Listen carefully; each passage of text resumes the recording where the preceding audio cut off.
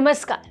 UAE के Dubai शहर में हो रहे COP28 में प्रधानमंत्री नरेंद्र मोदी ने साल 2028 में भारत में COP33 की मेजबानी करने का प्रस्ताव रखा।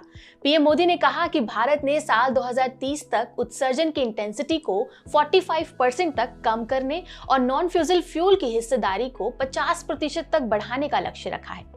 भारतीय प्रधानमंत्री ने यह भी कहा कि भारत अपने लेवल पर निर्धारित लक्ष्यों को प्राप्त करने की राह पर है और भारत ने निर्धारित समय सीमा से 11 साल पहले अपने एमिशन इंटेंसिटी टारगेट को हासिल कर लिया है। पीएम मोदी ने कहा कि भारत ने विकास और पर्यावरण संरक्षण के बीच संतुलन बनाकर दुनिया के सामने एक बेहतरीन उदाहरण पेश किया है। भारत दुनिया के उन कुछ देशों में से एक है जो तापमान को 1.5 डिग्री सेल्सियस तक सीमित करने के लिए काम कर रहा है। भारत में दुनिया की 70% आबादी रहती है। इसके बावजूद वैश्विक कार्बन उत्सर्जन में इसका योगदान 4% से भी कम है।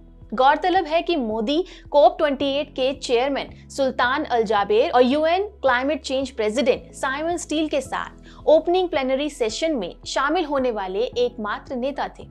प्रधानमंत्री ने क्लाइमेट चेंज के प्रभाव को कम करने और एडेप्टेशन के बीच संतुलन बनाए रखने की बात को कहा और कहा कि दुनिया भर में एनर्जी ट्रांसफॉर्मेशन न्यायसंगत और समावेशी होना चाहिए। पीएम मोदी ने कहा कि भारत ने इकोलॉजी और इकोनॉमी के बीच में बेहतरीन संतुलन बनाकर दुनिया के सामने विकास का एक मॉडल पेश किया है और G20 की अध्यक्षता के दौरान भी जलवायु भारत की प्राथमिकता में से सबसे ऊपर थी। इसके अलावा COP28 सम्मेलन में प्रधानमंत्री ने दुनिया से विकासशील और गरीब देशों को क्लाइमेट चेंज से निपटने में मदद करने के लिए पैसों के मामले पर भी अपनी बात रखी। विकसित देशों ने 2009 में क्लाइमेट चेंज से निपटने के लिए विकासशील देशों की सहायता करने की बात की थी और इसके लिए 2020 तक हर साल 100 अरब अमेरिकी डॉलर जुटाने का वादा भी किया था।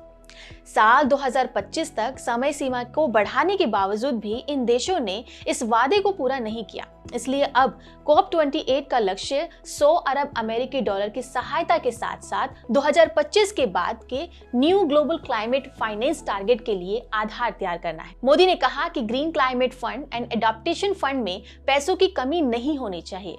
उन्होंने कहा कि मल्टीलेटरल डेवलपमेंट बैंक को भी न केवल विकास के लिए बल्कि क्लाइमेट एक्शन के लिए भी अफोर्डेबल फाइनेंस उपलब्ध कराना चाहिए। अगर ऐसा हो जाए तो काफी हद तक क्लाइमेट चेंज की समस्या को ठीक किया जा सकता है। आपका इस पे क्या कहना है, हमें कमेंट करके जरूर बताएं। नमस्कार।